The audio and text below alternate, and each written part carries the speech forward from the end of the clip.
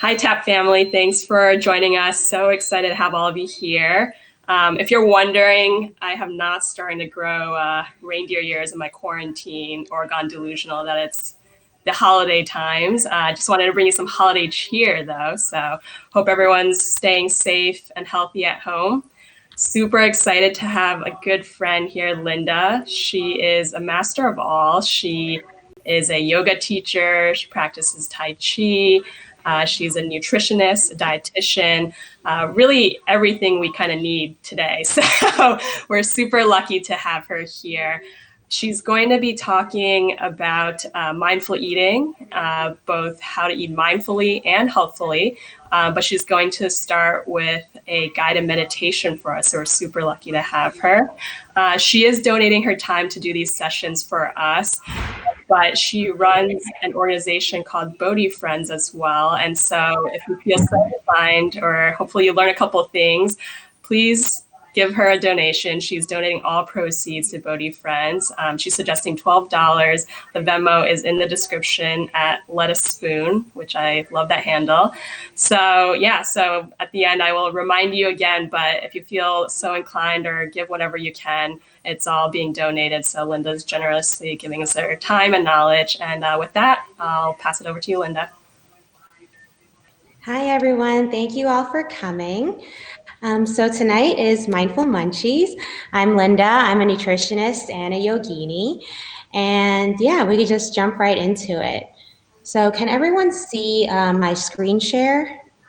All right, I'm going to flip over to the screen share now, actually. Okay, and as you guys have questions throughout the session, feel free to live chat it in. I will try to share them over to Linda without being too distracting. Otherwise, if she doesn't get to your question, hopefully at the end, we'll save some time. So we'll do some Q&A, and she's also offering up her email to you all at the end. So if you have any other side questions. But with that, we will turn over to your deck. Awesome. Thank you, Julie. All right, so tonight's talk is on mindful eating and eating for immunity. So I want to start talking a little bit about meditation. So I'm a yoga and meditation teacher, and I've been practicing yoga and meditation for a very long time now, but now I officially got certified last summer to become a yoga teacher. So why do we meditate? Meditation is a great practice to have for yourself. And we take the time to meditate. It really is a practice of self-love. So that really is the essence, the core of why you should take the time to do so. So right now we're going to take a few minutes just to slow down and get into some basics of meditation. I'm going to be guiding you through this tonight. So find a comfortable seat. If you're in a chair, try not to lean back in your chair, but try to find the edge of your seat so that your spine is straight.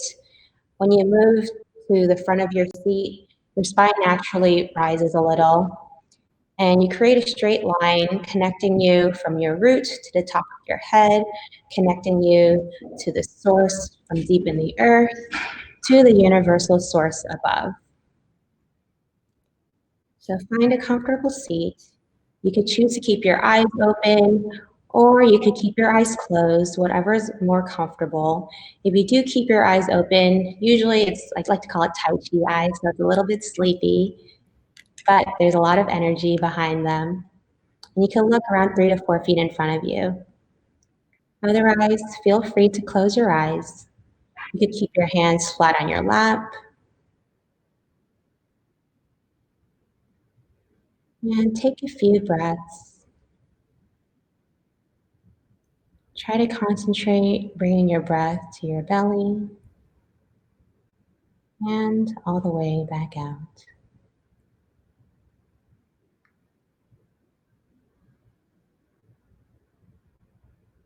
So when you meditate, the idea is to find concentration. It's not about emptying your mind or going anywhere. The purpose is to find the here, the now, the present, and savoring it.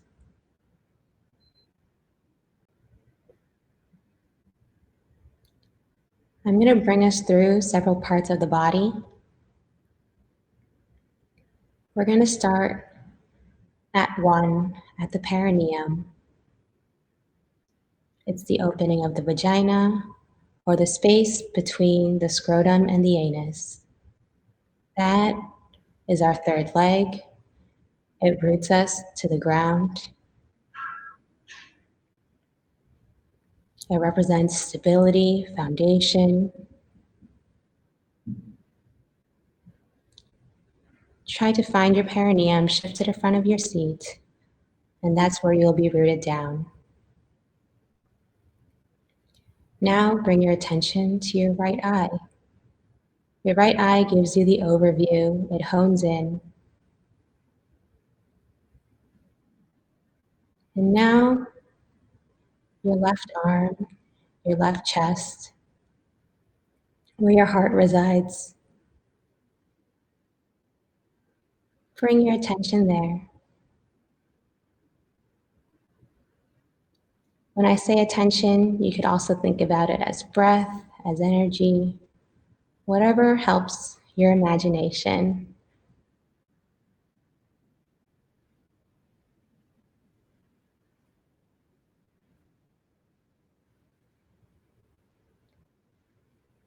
Now bring your focus to your left eye, the eye of innocence, looking out into the world.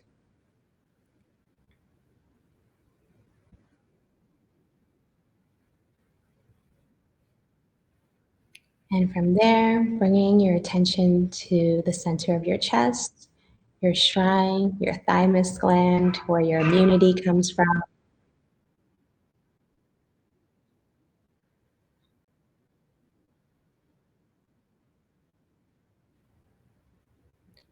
It's your personal shrine where you reside. And oh, how bright it radiates.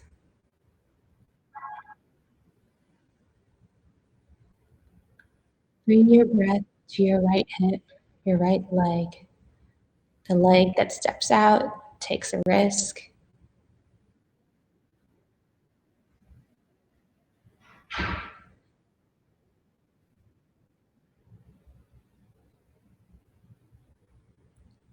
Now bring it up to your right arm, your right chest, your right lung. It's the hand that makes a deal, signs a contract, reaches out into the world.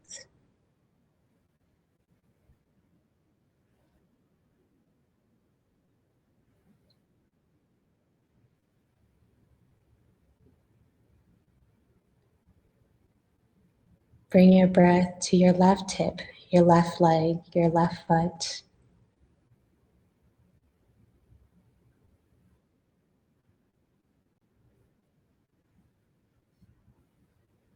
It represents embodiment, substantiation.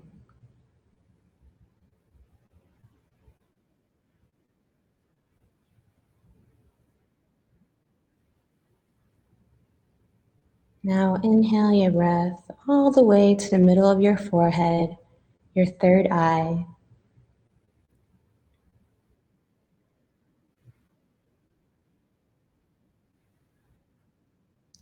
Achievement.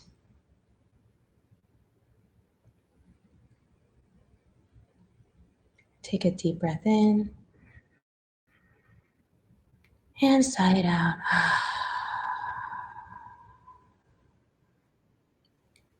Sitting tall like the masters of meditation you already are.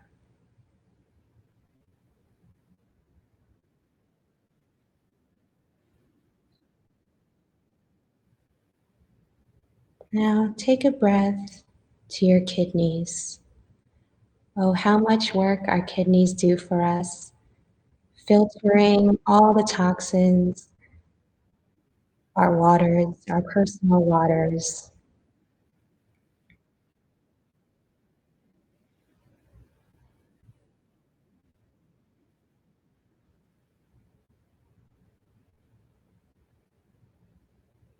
Remember to give love to your kidneys.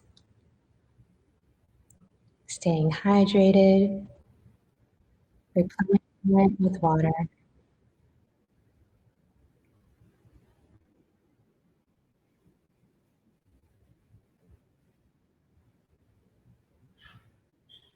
Now bring your breath to your belly, your stomach, your intestines, your digestive system.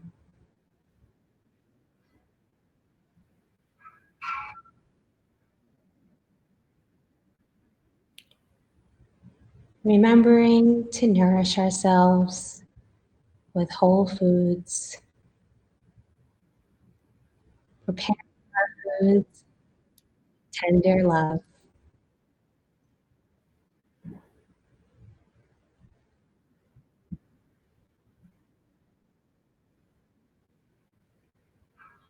Now bring our breath to our liver. The eyes are the portal to our liver. When we take care of our liver, we achieve a greater vision, a clearer vision.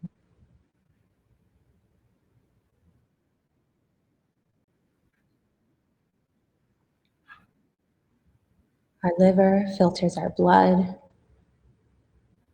It does so much for us. Remember to don't overfire our livers.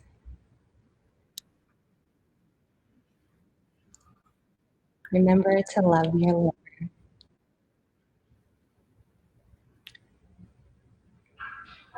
Now take a deep breath and fill your lungs. Our lungs delivering breath, prana, life force energy to every part of our body.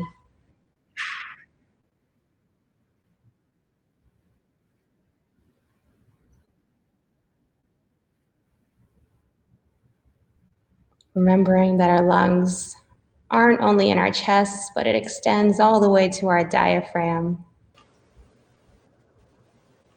Filling our lungs with breath, with prana, with life force energy.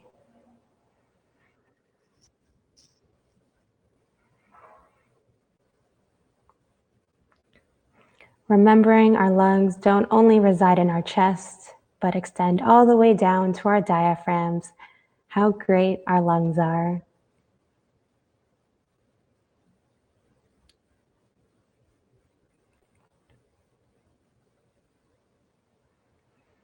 Now let's take both hands and place it over our hearts.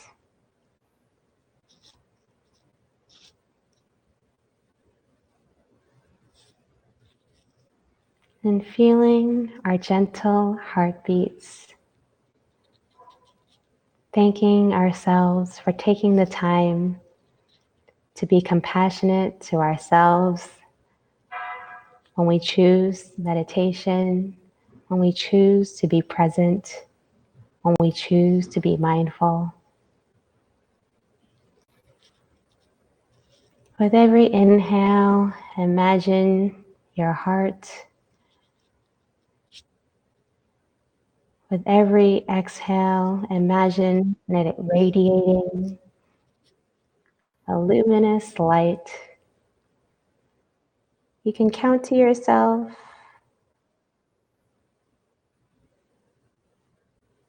Inhale for 5. Hold it full at top.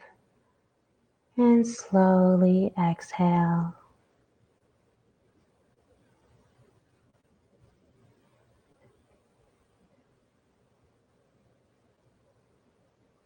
So repeat this several times. Inhale, hold it full, and exhale. You could do it for 3 counts each, 5 counts each, 10 counts each, whatever is accessible to you.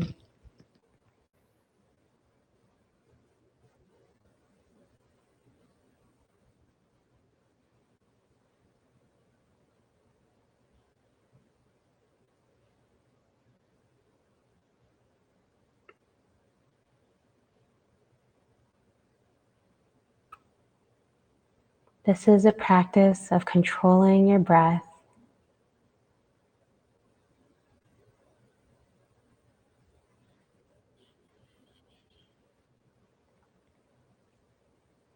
The more you practice this, the more you realize the only things we have control over is our breath and our own choices.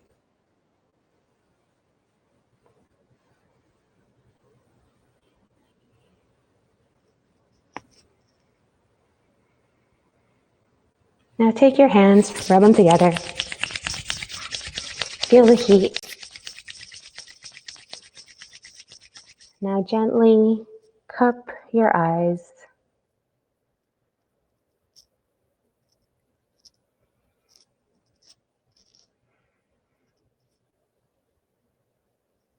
And release. Thank you all for joining me. I apologize for the technical difficulties. But now hopefully we're all a little more calm. And let's get the talk started.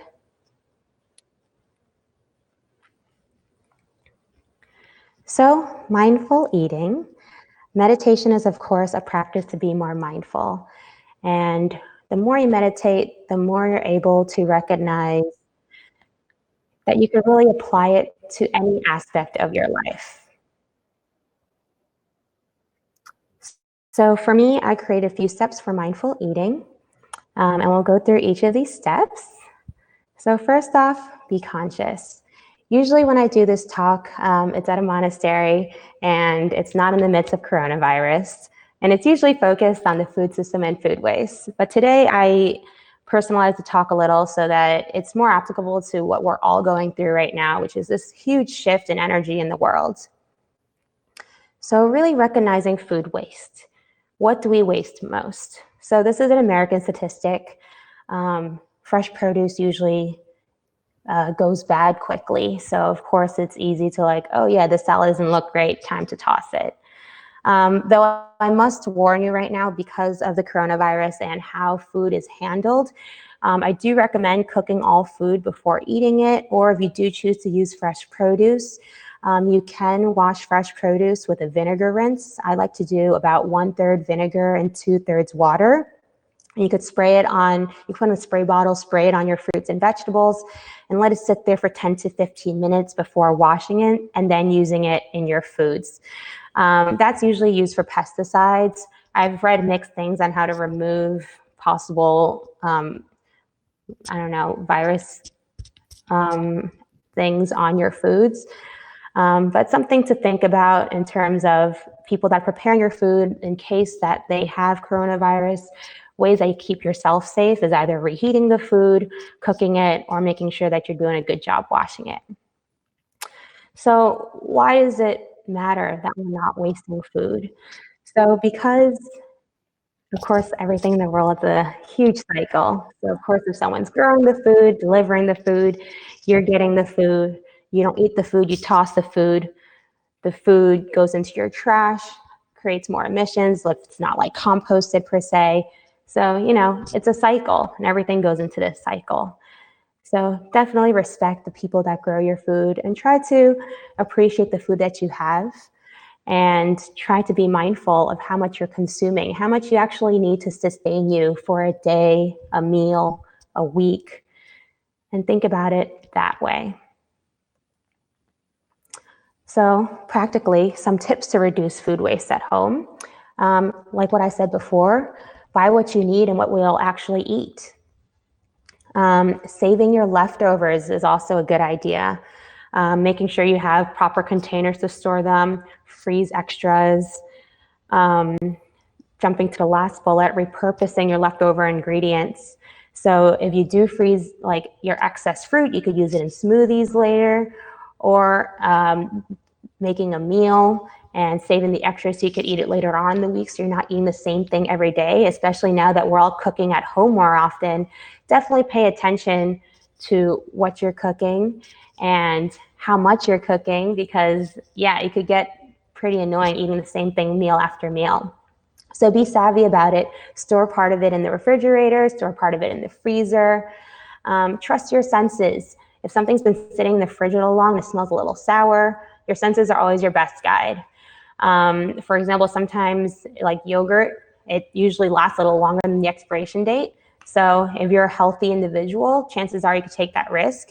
If you have older people living in your household or young children or people with chronic illnesses, then probably follow the expiration dates. But for healthy individuals, usually a good tip is trust your senses.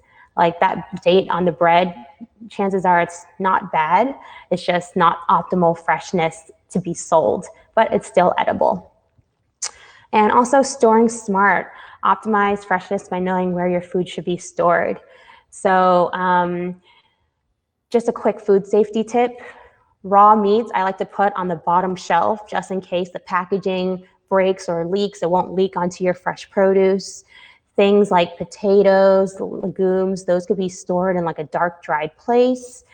Some fruit, for it to taste really good, you have to let it ripen a little. So leaving it out on your counter as opposed to in the refrigerator. But at the same time, because right now we can't go grocery shopping that often, it might be a good idea to buy fruit. If you look at my grocery list over here, I have listed citrus and apples. Those are things that don't go bad that quickly.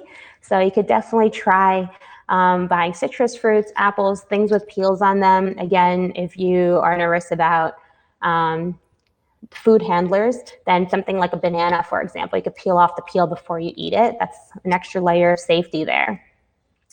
Also on my grocery list, number one, of course, is whole grains.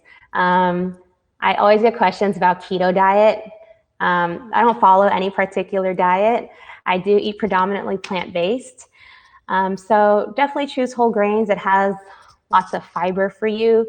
Carbohydrates power your brain. Carbohydrates make you happy. And diets at the end of the day aren't necessarily a sustainable lifestyle. It's meant to be used for a certain amount of time to reach whatever goal you're trying to reach. But at the end of the day, trying to incorporate healthy habits is sustainable. Dried and canned beans, that's something easy that you could cook in bulk and that don't go bad that quickly. Something to have in your pantry during this time. And if you're concerned about food waste or reducing food waste, I recommend doing some frozen veggies in addition to fresh veggies. That way, every meal, I always recommend at least half your plate as vegetables. Try to choose some frozen so it's quick for preparation. Fresh is always the best for, to me, antioxidants, but they say in research shows that frozen veggies maintain as much vitamins as fresh vegetables. I personally cook with either olive or peanut or avocado oil. Fats make food taste good. Fats are also great for brain function. So definitely make sure that you are using fats when you're cooking. Fat also helps absorption of vitamins such as A, D, E, and K. Fermented foods, great for your digestive system. They say your body has three brains or three minds, your brain, your heart, and your digestive system. So feeding your microbiome, your gut, with healthy fermented foods. You could use miso to season your vegetables. You could use fermented bean sauce. That's the Chinese, a lot of Sichuan and Hunanese cooking, they use the fermented bean sauce. Kimchi is also a great fermented food. Sauerkraut, yogurt, those are great choices as well. Try to incorporate some of that into your diet to make sure you have healthy gut. I have honey listed there. I personally love honey.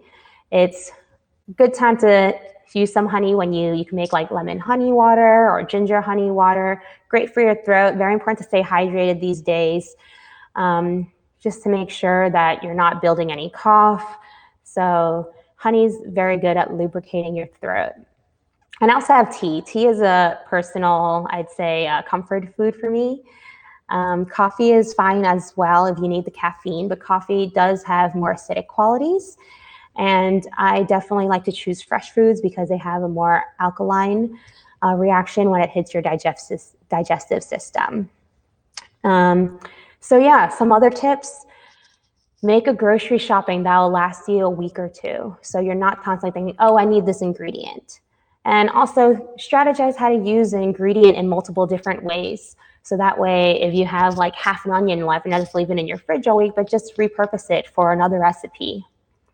I would recommend having some quick recipes on hand, because even though we're spending more time at home, it doesn't necessarily mean that we could cook a fancy meal every mealtime. So definitely have some quick recipes that you could do in less than 15 minutes, or do some pressure cooker or like slow cooker recipes. That might be something useful too, so you're not spending too much time cooking, even though cooking is a very grounding activity, which we'll talk about later. Definitely consider things that you could do quickly, so you're not spending too much time on cooking all the time. Like before, part of making sure that we're not wasting food, try to food prep and store extras in the freezer. And of course, be creative with the recipes. Let's say a recipe calls for tomatoes, but you don't have tomatoes, like maybe like you do like bell peppers and onions. Always try substituting with things that you don't have, especially now that we can't just go out and grab groceries whenever we want to. So that was be conscious about your food choices. Now be informed. So very important to make sure that you're making informed decisions about your health. Making sure you're getting plenty of fruits and vegetables. Fruits and vegetables are prebiotics. So what that means is that it feeds the bacteria in your microbiome. So when you eat more foods that have fiber, these prebiotic qualities, then you will have healthy, happy bacteria. And again, your digestive system is your third mind in your body, and it has a lot to do with mood regulation. So if you're feeling crappy, ask yourself, are you eating crappy, or are you actually treating yourself kindly?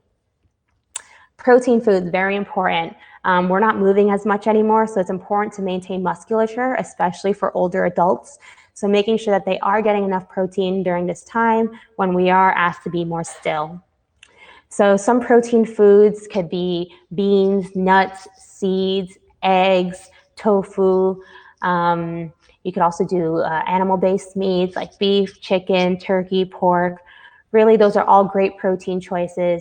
Trying to choose lean cuts of meat. Fatty fish is a great choice too, because fatty fish also has those healthy fats that have brain-boosting qualities. And I already talked about why I love whole grains. Lots of fiber and gives you energy to function throughout the day. But also keep in mind, like the typical whole grain portion that you're used to seeing in restaurants is probably more than what your body actually needs. So you see your fist. For a healthy individual, I usually recommend about a fist per mealtime. So that'd be like about a cup of cooked rice. For older individuals, especially those with like diabetes or pre-diabetic, I usually recommend half a fist per mealtime.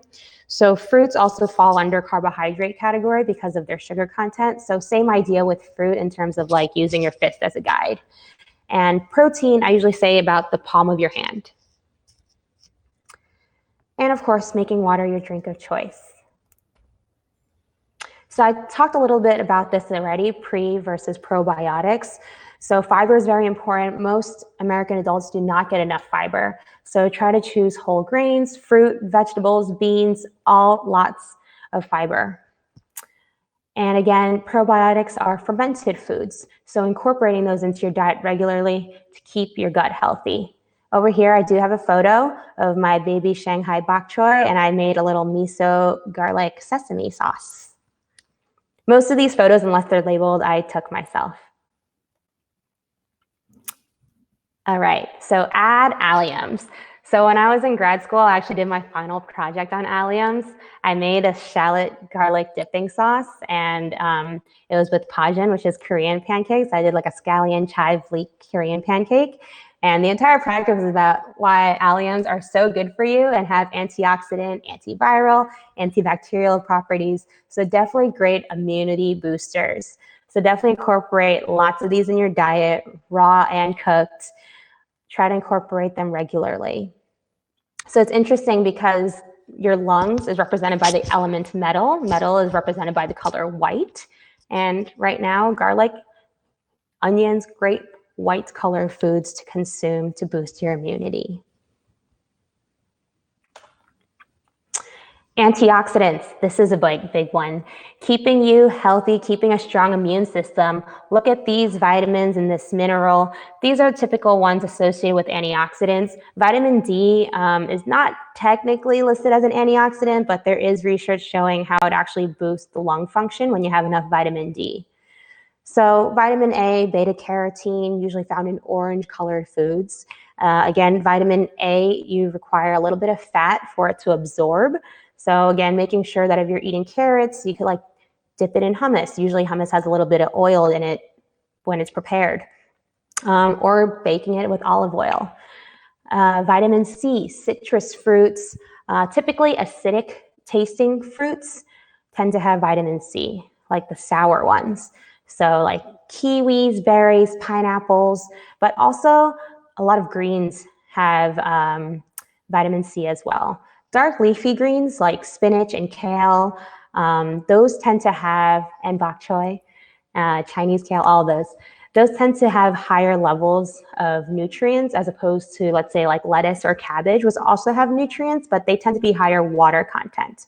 So of course, both are important. It's important to stay hydrated, but it's also important to get your vitamins in. But let's say you're an older individual or someone that can't handle that much fiber, then I recommend focusing on the more nutrient-dense choices. So that'd be like your spinach versus a lettuce, okay? Now, vitamin E, also typically found in like nuts, seeds, plant-based fatty foods like avocado and oils. And vitamin D, the best is sunshine. So if you're able to, definitely try to go out for a walk once in a while. Make sure to maintain social distance, at least 6 feet away from any people around you. But mushrooms, eggs, fatty fish, cod liver oil, those tend to be good sources of vitamin D as well. And zinc. So typically when you take, let's say like emergency, or I think it's called airborne, that's like a big boost of vitamin C and zinc. So it's great at preventing colds. So zinc is usually found in meats, beans, and seeds, so your protein sources. So all of this to say is, eat the rainbow, y'all. When you have a variety of foods, it covers all your vitamins and minerals. But if you're not getting the rainbow right now, this might be a good time to supplement. I usually don't talk about supplementation because I think the best way to get your foods, your nutrients through your foods, but this is a weird time, so definitely supplement if you don't think you're getting all those things in. So this is the slide I usually show when teaching people how to incorporate all your different nutrients and colors into your food. So always combining vegetables with everything that I eat. The top left image is what I usually food prep when I bring to work. So I don't eat this all at once. It's like I have my breakfast yogurt, I got my salad and fish for lunch, and I got some snacks for throughout the day. I enjoy eating multiple small meals a day. That keeps my energies pretty level and pretty even. I'm sure there's some intermittent fasters in here. Research-wise, you can optimize intermittent fasting with your workouts to get your results. But at the end of the day, I'm a big breakfast person, so eat your breakfast. Don't use it as an excuse just to skip breakfast. So these are some more self-quarantine friendly photos. So let's say you're making a fried rice with your leftover fried rice. You could put in some frozen edamame, frozen peas, leftover carrots, leftover greens in there. Or you can make a stew with whatever you have left over, add a can of beans, throw some fresh greens in there, adds great color. Or if you're making ramen, add some veggies, add some nutrients, crack an egg on top. So I like eggs. They're great for eye health, especially for older individuals. But I usually have eggs multiple times a week. If you're having eggs daily, I'd say maybe 1 egg a day. If you're having 2 to 3 eggs, 2 to 3 times a week, you're pretty safe. Depends on your own personal health as well. So definitely take that account when you're making your food choices. And of course, a little snack platter over there. Got some nuts, got some fruit. Chocolate goes a long way. So very important, staying hydrated. So let's take a little hydration break.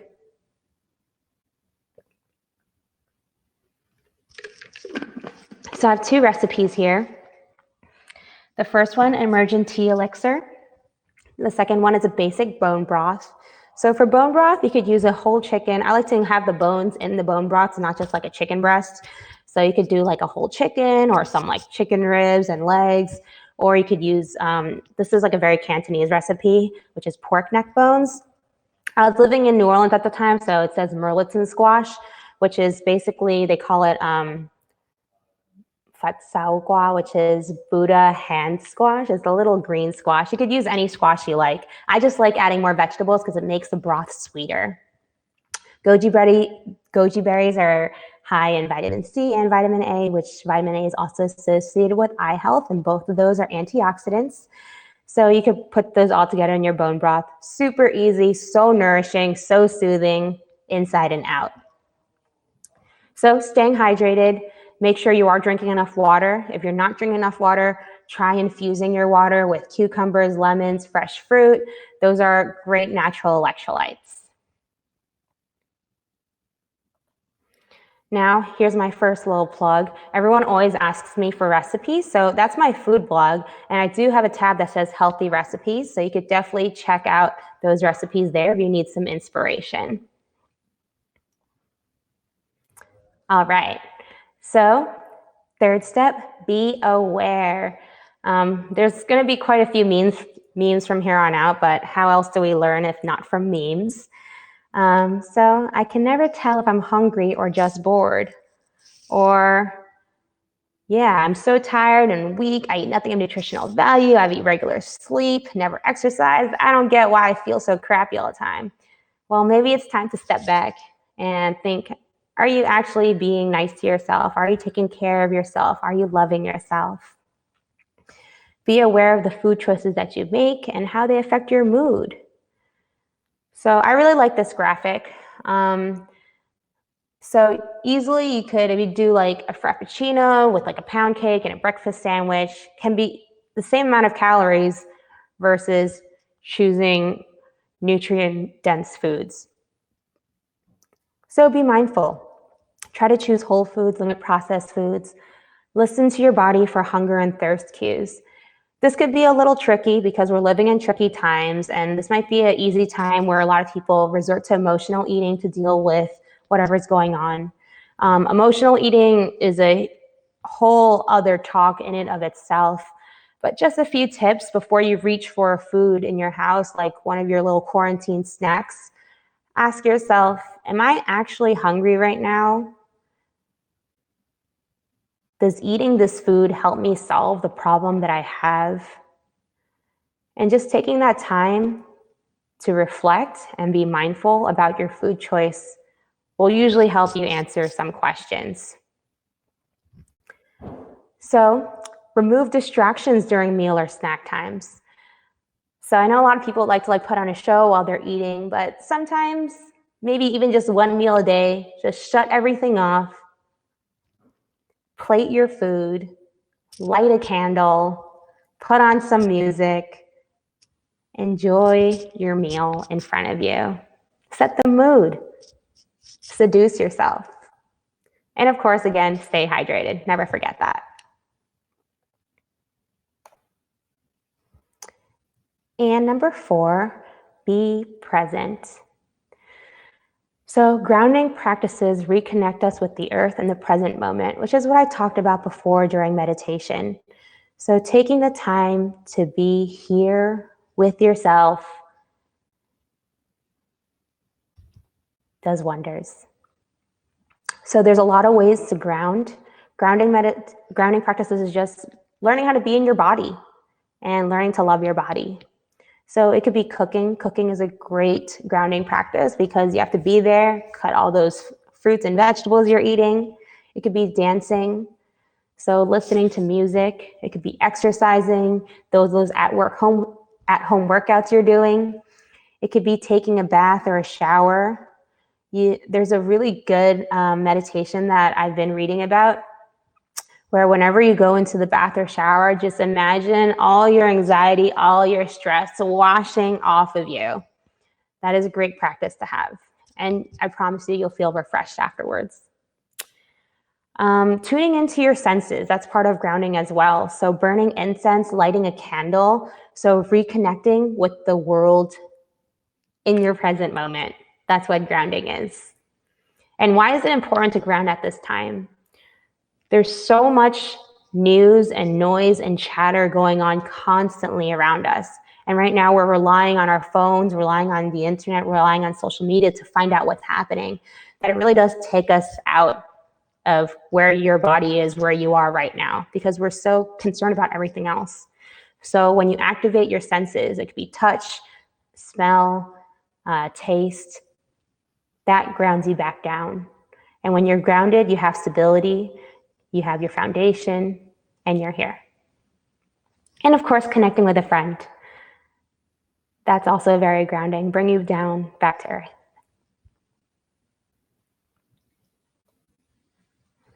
So I really like this one, tips for a productive work from home setup.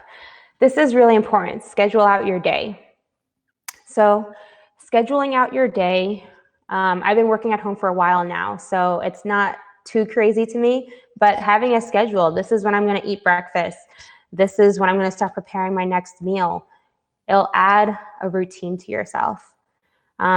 Also, if you don't have a morning routine, this might be a great time to start implementing a morning routine. So your morning routine can be, I'm going to take 5 minutes to reflect, to meditate. It could be, I'm going to journal for 10 minutes, just write out my thoughts, my dreams. Taking regular breaks. So making sure that you are setting a time for when your workday starts and when your workday ends. That will also definitely help with your mental clutter. We already talked about setting a mood. I'm all about setting the mood. I burned sage right before this talk started. I'm all about activating the sense. Change out of your pajamas. So I'm teaching yoga from home now, so I'm in yoga clothes all day. So that's my work clothes. But definitely change out of your pajamas. Take a shower to refocus, and you could try the shower meditation I just talked about. And of course, unplug for 15 minutes when needed. Even think about taking a Sabbath, a day where you're just disconnecting from the internet, from social media. There's a lot going on out there, but it is very important to reconnect with yourself at this time. A lot of this is telling us, it's like a huge wake-up call, like, hey, we need to slow down. We need to take the time to look inside. It is a great opportunity to reflect and think about how you can start doing that. And number 5, be grateful. So I do want to take a few moments, if everyone can grab a piece of paper or start a note on your phone and just list 3 reasons why you're blessed or what you're grateful for. This is a great practice to have, especially during this time when everything just seems so chaotic. Definitely remembering all your blessings and appreciating all that you're blessed with is very important. So I'm going to give y'all a minute. Just even think about it if you don't want to write it down.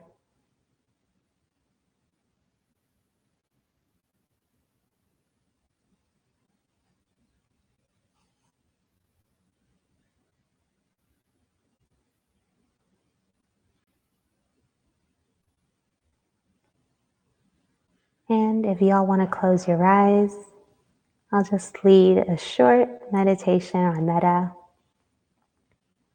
Take a deep breath in through our nose, down to our bellies. May all beings be free from suffering. May all beings be free from sorrow.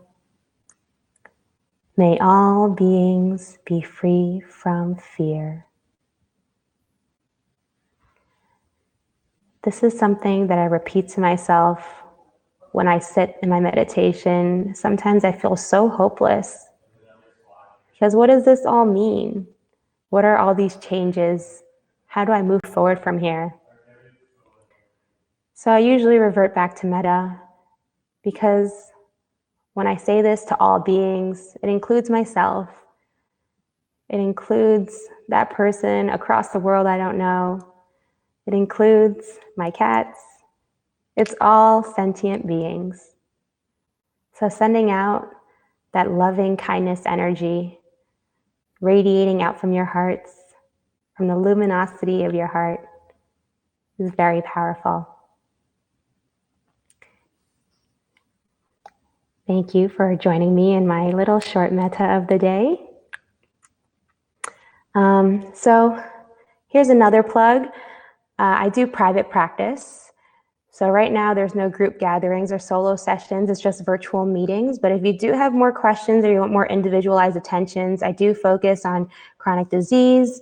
I also do a lot of food therapy, which I like to explain. People have very strange relationships or very unsettling relationships with food, and I totally understand that. So I like to break that down. So yeah, virtual meetings is a great place to meet nowadays. And finally, Bodhi friends. So like Julie said in the beginning, I do this talk all donation based, and I do give the proceeds to Bodhi friends. So what we do is we're a new organization and we focus on Asian American youth. We provide Dharma programming and eventually generational mentorship, and we like to foster leadership. So definitely check us out at Bodhi Friends NY. And if you're interested in donating, you can find me on Venmo at Lettuce Spoon. So now I'm going to open the floor to questions. You could feel free to ask the questions on the live chat as well.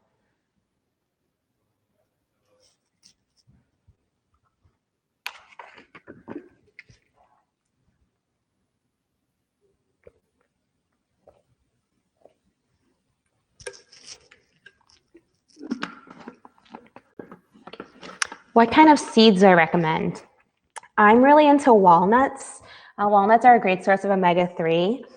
Brazil nuts also. Brazil nuts and pumpkin seeds are both very high in selenium, which is a mineral that's pretty hard for vegetarians or vegans to get. So those are great nut choices as well. Oh, sorry, you said seeds. So yeah, pumpkin seeds. I answered nuts and seeds. So pumpkin seeds are awesome. I also do a lot of sunflower seed butter.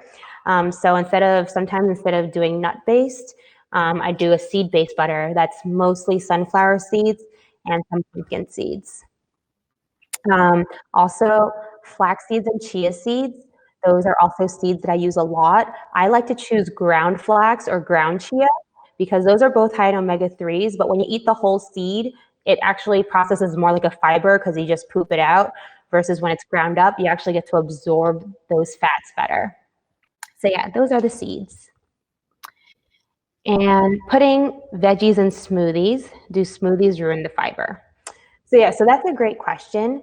So because you are breaking it down, your body is doing less work in digesting it, but at the end of the day, the fiber is still in the foods.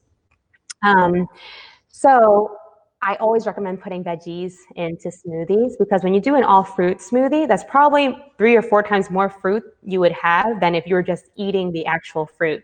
So it is actually a really good idea to have the actual fruit, or if you do a smoothie, again, around like a fist size amount of fruit, and then add some more veggies in there.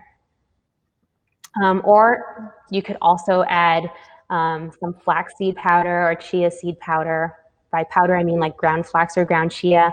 That also goes great in smoothies for adding more fiber and adding some protein. So it's not just all fruit, which is mostly carbohydrates. Okay, so what is the most number of eggs you should eat in a day? It doesn't matter if you are a vegetarian. So by definition, a vegetarian, well, there's many definitions of vegetarian, but let's say an ovo-vegetarian means you eat eggs. How many eggs you could have in a day really depends how many eggs you're eating in general. Again, like I said before, I have about 1 egg 3 to 4 times a week. If you're having multiple eggs at a time, maybe again, not every day, maybe multiple times a week. Yeah, even though that's your like main animal protein source, I would still vary the protein. So not just relying on eggs for protein, but also relying on beans. That's huge. If you're going plant-based, vegetarian, or vegan, you have to incorporate beans as your protein source. My thoughts on turmeric. So I love turmeric, but I do see a lot of people just taking like turmeric supplements, and that's awesome. But at the end of the day, I still believe in using the foods in your cooking. So it's the same idea as like, okay, so this is a long answer. Okay, so turmeric, there's a lot of research now that when you have turmeric, you have to mix it with black pepper and it has to be like heat activated, which makes sense because how turmeric was used in like Indian cooking is, yeah, there's turmeric and like a million other spices in there, and somehow those interact and give those anti-inflammatory properties. So yes, definitely you could use turmeric. It has huge anti-inflammatory properties, but also you have to figure out if you're going to use turmeric, try to use it again paired with other spices such as black pepper that helps activate the turmeric.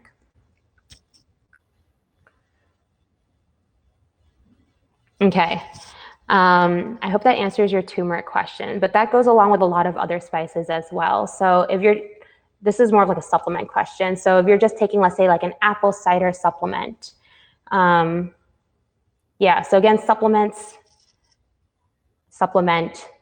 your whole diet. So you got to look at the whole picture, making sure that you are getting these nutrients from other sources as well.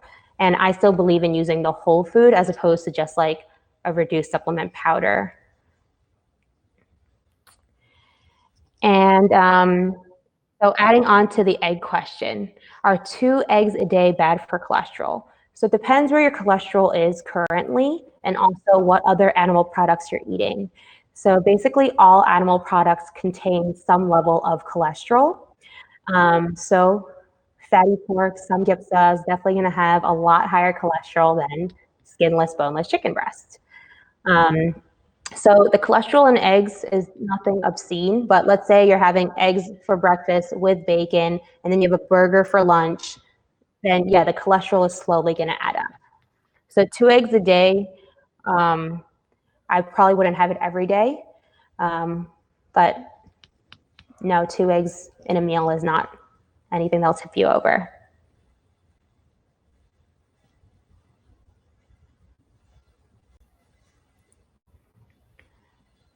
Any other questions, or what were your thoughts on the meditation earlier?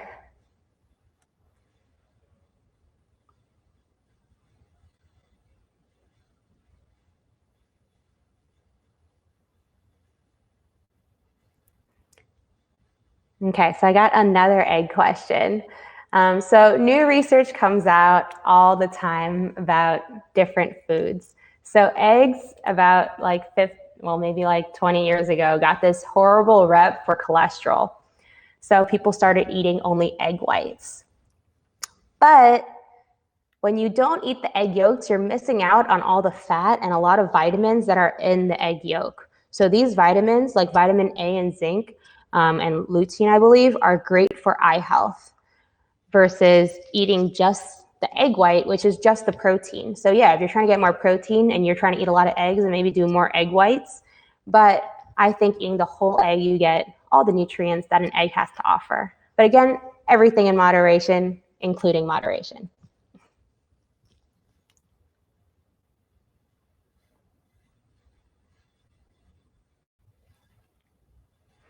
So my recommendation on diversifying vegetable or produce. So part of it requires you as the shopper to try to be a little more adventurous. So if you're always buying green bell peppers, maybe switching to a red bell pepper, it could be that simple. Or even doing a little research beforehand, like, okay, so I only eat like tomatoes, red bell peppers, but I realize I never eat cauliflower, which is, let's say, like a different color. I like to think about it in color sometimes, so it just makes things a little more simple.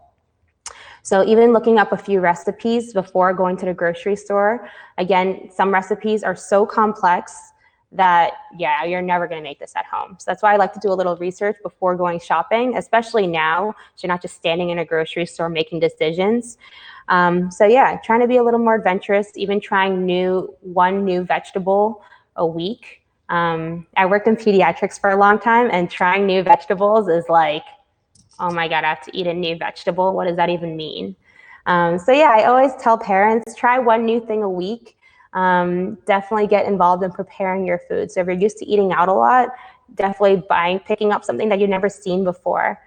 picking up a squash that you've never seen before. It might look like a butternut squash. Chances are it'll prepare a similar way as a butternut squash. That's how I discovered Swiss chard. It's so colorful. And then when I cooked it, I realized like, oh, this is so similar to spinach. So I prepared it the same way I would prepare spinach. Okay, I love Coca-Cola. Is it okay to drink a can every day? That's gonna be a no for me, dog. I do not recommend sugar-sweetened beverages. If you are trying to drink something sweetened nowadays, I do recommend like a honey lemon ginger. That might be something nice and soothing for your throat. Coca-Cola is also very acidic, so not great for your digestive system. Also has a lot of caffeine. So I'm pretty moderate on the caffeine. I think the less caffeine I have, the better I get at regulating my own personal energy levels. So that's something you could experiment with as well during this time in. How much caffeine do you actually need to function? So something to think about. So I mentioned chocolate as a snack. What about any healthy recipes or healthy recommendations for dessert? So I love having chocolate as a snack because one, it's a very grounding food. Foods that come from the ground or grown from the ground. So most foods are grounding foods, but especially things like potatoes, beans, those come from the ground. So chocolate, lots of antioxidants as well. So it's also a mood booster. I try to have like a little square a day. It's my little pick-me-up. So healthier desserts, I really like to do yogurt and fruit. You can sweeten with a little honey or maple syrup. Both honey and maple syrup have anti-inflammatory properties. So you could definitely look into trying to twist your desserts so it could incorporate fruit or something that has a little less sugar. So for example, I made a banana bread today and I took out some of the sugar that it asked for and used applesauce instead. So apples, of course, are naturally sweet. I like to do a lot of fruit-based desserts. So you could definitely try baking different fruits, making like a fruit compote, and you could always use yogurt as opposed to ice cream and sweeten yourself with honey or maple syrup. Chances are we'll have less sugar than if you buy a pre-made dessert. And same thing, like if I'm baking cookies or something, I like to add oatmeal to it. I like to alter the recipe. I'm like so bad at following recipes. I even didn't follow my own recipe today, but it's okay because you have fun with it, you experiment with it, and you could try making things healthier by adding seeds, nuts, oatmeal. You just have to be creative around and play with it. So organic versus non-organic. That is a great question. So organic in America is labeled by USDA as organic. So it's a food label. And what it means is it's just regulated by the pesticides that it's used versus if you ask like a farmer, is your food organic? They might be like, yeah, it's organic. I've grown it. I didn't use pesticides. I only traveled like 10 miles from my farm to this market. So there's a lot of different ways of looking at it. So for me, if you can afford it, eating organic is great. If you can't afford it, eating vegetables, conventional vegetables, is better than eating no vegetables at all.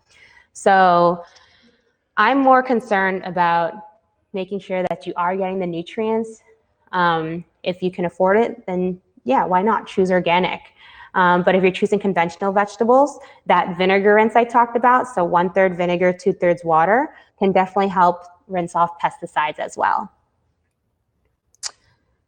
So, best way to prepare vegetables for health benefits: stir fry versus stew versus raw smoothie. This is a great question. So pretty much minimizing heat exposure helps hold on to some vitamins like vitamin C and vitamin B. Because vitamin B and C are both water soluble, so the longer you cook it, then it's going to get released from the vegetable in water. So you could definitely try stir frying. That's pretty quick. Eating it raw is fine also, but of course not everyone could eat large quantities of raw vegetables because another question, that could cause a lot of gas because of the fiber. And it's also like a lot of bulk, so some people just can't physically chew for that long, or they don't have the capability to do so. So keeping that in mind as well, that cooking vegetables is a little easier on your digestive system. Um, so I personally prefer steaming these days. It's less inflammatory and it's a little nicer to your body, and you maintain the hydration better. But research, which I don't know how I feel about this, says microwaving is a great way of maintaining the nutrients as well. So if it is something that you need to do, it's quick, you could put your veggies in a container, put a little water on the bottom, you could put like seasonings, a little vinegar, and then you microwave that, and it kind of like microwave steams your vegetables. So I either fall asleep while meditating or my thoughts are racing that I cannot concentrate. What can I do to help me focus on the meditation? So this is a kind of a long, it can be a very long answer. It really depends what you're doing in your current meditation. So concentrating is probably the hardest thing that you can achieve. That is the entire point of meditation, is to build your concentration so you could concentrate on the here and now. So to me, I just try to simplify it, because recently I've been playing around with chakra meditation, and that takes a lot of visualization of like my chakra and like where it is in my body and the color and the movement. So that's like a lot to concentrate on. And sometimes I just like, my brain can't handle it. So I just simplify it and I just bring it back to the breath, going in and out. Or sometimes I just put my hands on my belly and feel my belly rise and fall, rise and fall. So just really simplifying it down to the basics can definitely help with the concentration. I hope that helps with the focusing on meditation. And also, again, setting the mood. So when you're meditating, sometimes it might be hard if you're like meditating in your bed, then you just might want to fall asleep. Like setting a place to meditate, setting like a personal shrine, the space that you only use for yourself to meditate. So setting a quiet space, lighting incense, dimming the lights, finding a physical place where you could be calm and alone for like 5 or 10 minutes might be helpful as well. Okay. I've been hearing that sparkling or carbonated water might be healthier than still water. So I'm not too sure about this, but if you buy, let's say, like Italian sparkling carbonated water, it's usually bottled like in the mountains where there's more minerals. So yeah, it might have some like calcium and sodium content in it. So in that way, it might be healthier versus like Perrier that's, I think, bottled in Jersey, and it's just like filter water with added gas. So like natural carbonated water tends to have some minerals versus like filtered carbonated water, like a club soda, might not necessarily have those minerals. That's really all I could say about that. All right. So thank you so much for tuning in. If you do have more questions, I do have my email there and my Instagram. So like, feel free to just like DM me. I actually prefer that than email. So you're definitely welcome to do that. I do post a lot of food related things on my Instagram as well. So definitely tune in if you're running out of recipe ideas. I really appreciate y'all coming. It was nice to see a lot of familiar names in the chat box as well. Thank you. Thank you, TAP, for hosting too. This is awesome.